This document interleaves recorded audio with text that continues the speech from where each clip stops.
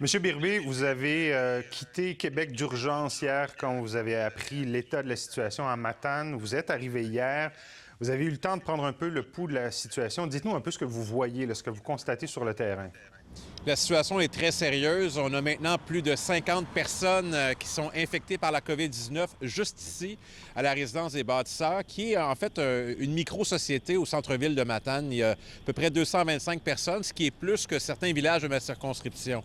Alors, dès que j'ai eu les chiffres hier du réseau de la santé du Bas-Saint-Laurent, je savais que c'était grave et qu'il fallait intervenir rapidement pour envoyer un message à la population. D'abord, qu'on va tout faire pour les protéger, que les gens doivent se faire dépister s'ils ont visité cette résidence, et aussi que les prochaines heures et les prochains jours seront déterminants, qu'il faut resserrer les règles et il faut adopter les meilleurs comportements possibles si on veut réduire le risque de contagion dans notre communauté. Bon, êtes-vous surpris de cette situation-là? Parce que ça arrive un peu comme un coup de tonnerre là, dans le ciel de Matane. Il y a 48 heures encore, on ne savait pas qu'on en serait là aujourd'hui. Êtes-vous surpris de ça?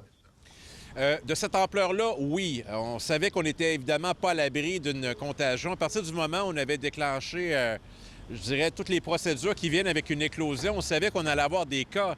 Mais lorsqu'on m'a appris hier que c'était 46, c'était un choc. C'était la stupéfaction, mais c'était un peu de la colère aussi, parce que je cherche à savoir comment une telle chose a pu arriver, comment le virus est entré dans cette résidence. Une fois ça passé, c'est le sens des responsabilités qui nous gagne rapidement. Et le message qu'on a passé ce matin avec le maire de Matane et le préfet de la MRC de la Matanie, c'est qu'on a besoin de l'aide de nos concitoyens. On a l'assurance que le réseau de la santé du Bas-Saint-Laurent, le C3S, a déployé vraiment toute une équipe de choc pour nous donner un coup de main avec du renfort. Mais le plus beau gage de succès, c'est si la population s'assure de se faire dépister lorsqu'elle a fréquenté cette résidence, en fait depuis le 24 octobre, et qu'elle adopte les meilleurs comportements possibles pour la suite. En espérant que ça va suffire, mais on va faire tout ce qu'il faut pour protéger la population de la Matanie et de la région.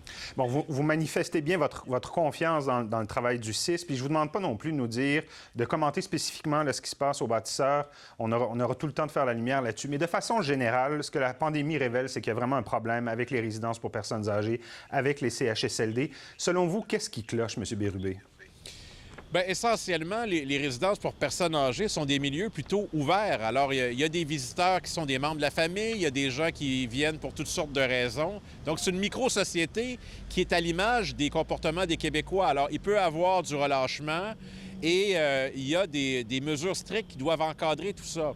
Dans les résidences privées, j'ai tendance à croire que les règles sont parfois moins strictes que dans le public. Évidemment, il y a une surveillance permanente qui est faite, mais on ne peut pas tout couvrir.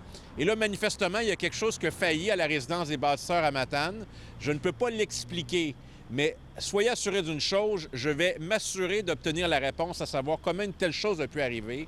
Ça me préoccupe beaucoup et on a tous une responsabilité. Moi, la mienne, c'est de protéger ma population. Celle de la résidence des bâtisseurs est de s'assurer de conserver la santé des gens qui la fréquentent, qui y habitent en fait. M. Birubé, merci beaucoup. Merci. Ici Est du Québec.